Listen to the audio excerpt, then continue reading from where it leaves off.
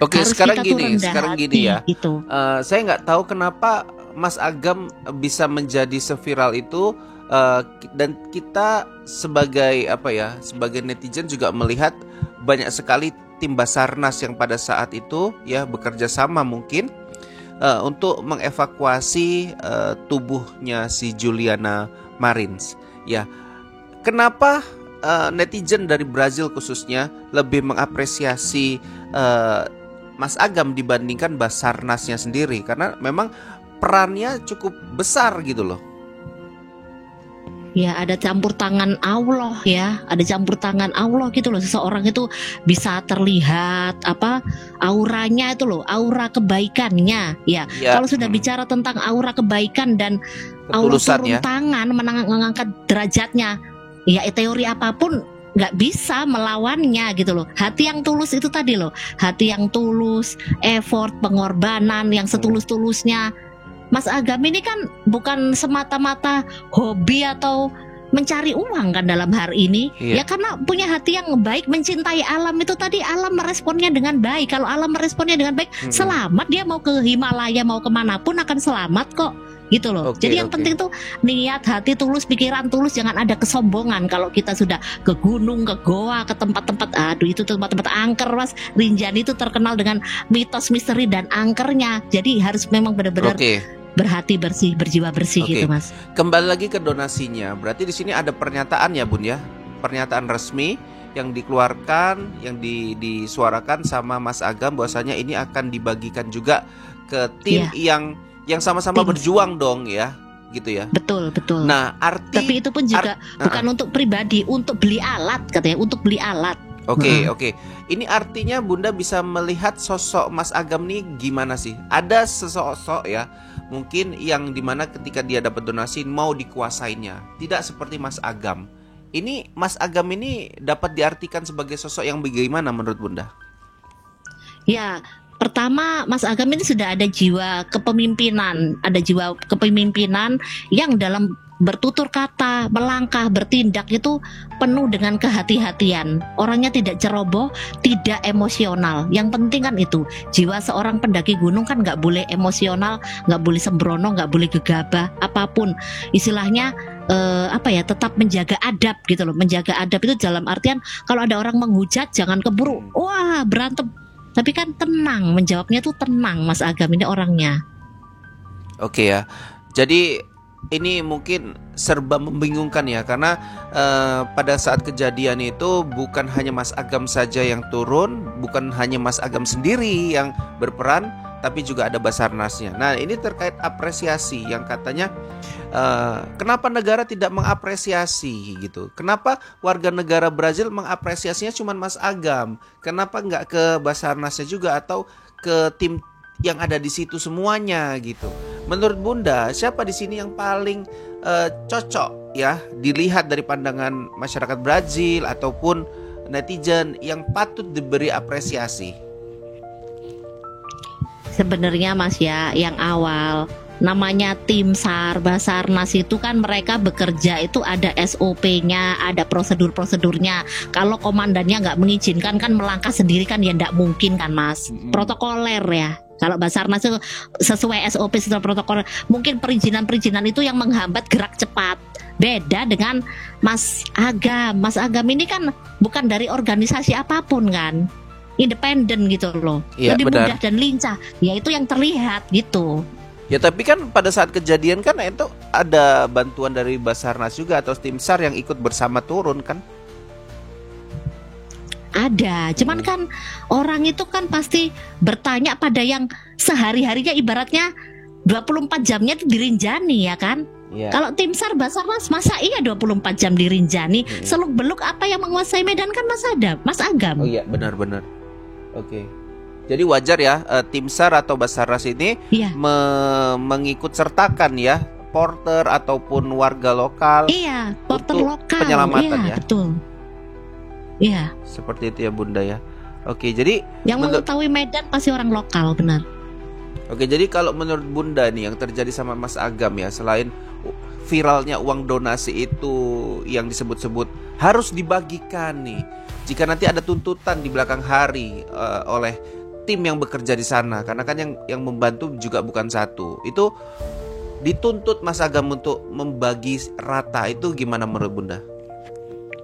Ya ini saatnya ada relawan lagi nih. Relawan lagi itu maksudnya apakah itu akuntan publik atau apalah yang nama yang mendampingi Mas Agam gitu loh untuk masalah transparannya uang donasi tadi. Harus ada relawan lagi yang bisa nggak menyulitkan Mas Agam. Janganlah seorang pahlawan itu akhirnya malah dibully-bully. Nggak bagus lah kalau pahlawan dibully-bully. Iya. Jadi di sini Bunda mungkin berpesan Mas Agam terkait donasi itu harus didampingin sama orang yang mungkin punya pengalaman, punya mengelola keuangan. Iya, seperti itu ya Bun ya. Biar apa? Biar ke belakangan hari atau ke depannya ini tidak terus diusik ya Bun ya. Iya. Mas Agam sudah tetap dengan apa pekerjaannya itu aja lah, passionnya aja, apa istilahnya mentoring atau apa ke Medan nemenin pendaki, sudah itu urusan keuangan jangan dipusingin lagi, biar ada yang mengurusnya gitu. Bunda terkait warga Brazil ya yang berdonasi sampai dengan 451 rial bahkan lebih gitu ya. Ini melihat warga negara Brazil berarti ada kepedulian juga ya dengan Indonesia ya, apalagi porter-porter atau yang bekerja di Rinjani ya. Gajinya kan nggak mahal juga, setahu saya itu biasanya sehari para porter ini dapatnya 250.000 sehari loh ya. Bayangkan pendakian itu butuh berapa lama, berapa jam, berapa orang butuh ketelatenan juga dan sebagainya, itu hanya 250.000 loh honornya. Iya.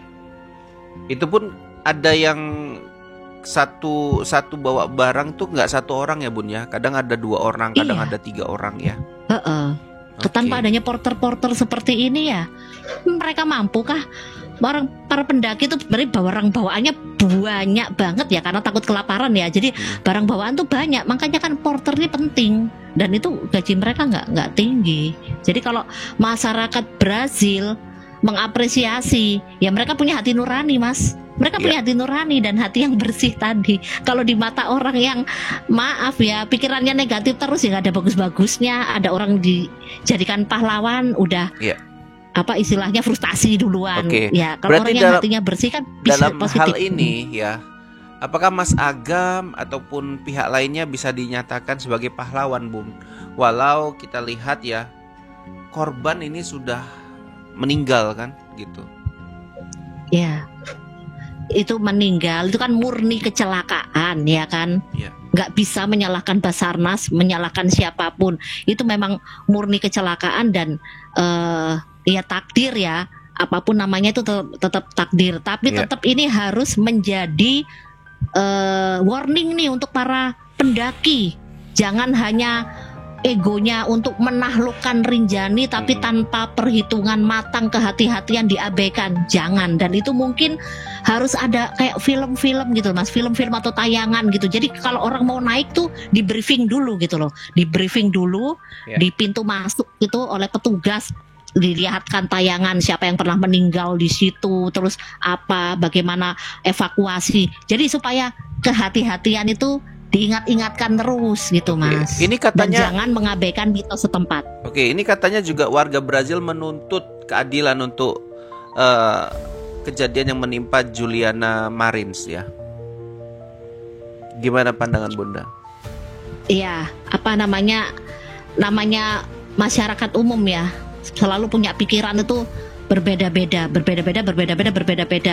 Tapi yang saya berpandangan netral aja. Setiap negara itu punya standar masing-masing, punya SOP sendiri-sendiri, punya protokoler sendiri-sendiri, yang dimana itu juga Medan ini mempengaruhi. Kalau kita melihat Rinjani ini, selain indah dan istimewa, medannya berat banget ya, dengan apa yang letter L-nya, terus dengan lahan berpasirnya, pasir itu bisa menghisap orang, yang rentan orang itu jatuh terpeleset karena area bebatuan apa, terus apa ya, belum lagi mitos di balik itu, Iya, maksudnya gini loh, Bun. Maksudnya warga Brazil itu harus kita pahami. Warga Brazil minta keadilan ya bagi pemerintah Indonesia terkait kejadian yang menimpa Juliana, termasuk penutupan. Nah, ini kan penutupan baru dilakukan beberapa saat, kemudian kini sudah dibuka. Nah, itu pandangan Bunda gimana gitu loh? Ya.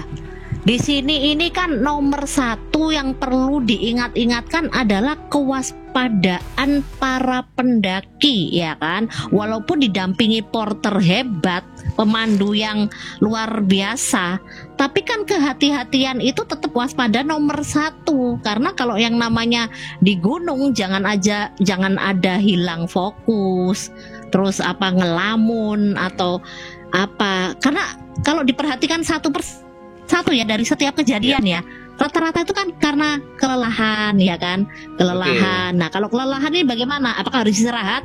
Apakah menunda? Nah, itu yang tahu diri masing-masing loh, Mas. Oke, Jadi, berarti di sini kalau masalah berarti ini, di sini tidak ada salah dari gunung ya, dari tempat pendakian itu ya. Ini berarti murni karena mungkin kesalahan human errornya sendiri gitu ya. Iya. Pribadi masing-masing. Karena pun gini ya, Bun. Karena gini lihat, lokasinya juga tahu ya, pendakian gunungnya gunung ekstrim ya. Ya udah pastilah ini beresiko tinggi nih. Yeah. Kalau memang dari awal tidak mau beresiko tinggi ya jangan naik gitu ya. Makanya harus siap mental, betul, siapkan diri betul. ya untuk kejadian yang terburuk gitu ya. Dan ini kan kenapa dibuka kembali? Kan sudah diberesin lah semuanya, istilahnya sudah diberesin ya. Basarnas, tim SAR kan udah kayak mungkin yang harus ditambahkan adalah rambu-rambu ya, Mas ya. Harus ditambahkan banyak itu adalah rambu-rambu atau tulisan-tulisan ini kawasan berbahaya, ini curam, ini rawan. Itu harus banyak ditempel-tempel, itu mungkin harus ditambahkan itu. Jadi kalau masalah ini kok ditutup, dibuka lagi. Gunung kan bukan hanya Rinjani, Mas. Gunung Himalaya juga banyak korban gitu loh. Jangan apa-apa itu karena Indonesia kok gampang banget jadi sasaran empuk, dihujat-hujat gitu loh di kancah internasional, jadi buah bibir terus. Padahal gunung ada Mount Everest, ada apa-apa. Itu kan juga semuanya ada risikonya. Tapi kan kembali lagi, risiko itu bisa diminimalisir oleh pribadi masing-masing gitu. Oke ya. Tuh, Mas. Kalau nggak siap fisik jangan pergi gitu ya, Bun ya. Oke, mungkin atau tunda. Oke, mungkin sampai sini aja terkait dengan pembahasan terkait donasi yang luar biasa ya kepada Mas Agam. Kita sangat berterima kasih kepada warga Brazil ya, dan kita harap di sini semua pihak jangan meributkan itu. Mas Agam juga memberikan solusi terkait itu semua ya. Mudah-mudahan satu poinnya adalah gunakan uang itu kembali untuk penyelamatan dan keamanan. Iya, untuk kedepannya pasti ya kita nggak mendoakan, kemungkinan besar akan terjadi hal yang sama seperti yang terjadi sama warga negara Malaysia ya kan? Siapa, Bun, namanya? Iya, Bang Nasri. Ya, Nasri. Itu baru saja kejadian di sana kan. Alhamdulillahnya dia selamat dan sekarang udah beraktivitas gitu ya. Nah, jadi hal seperti itu kan kemungkinan besar akan terus terjadi. Air terjun. Ya, hal itu akan terus terjadi sehingga nggak salah juga kalau Bang Aga membelikan sebuah drone yang bisa mengangkut ya korban yang kemungkinan akan jatuh gitu. Oke, mungkin sampai sini aja ya, Bun ya. Kita mungkin bertemu di part berikutnya. Saya akhiri dengan wabillahi taufiq wal hidayah. Assalamualaikum warahmatullahi wabarakatuh.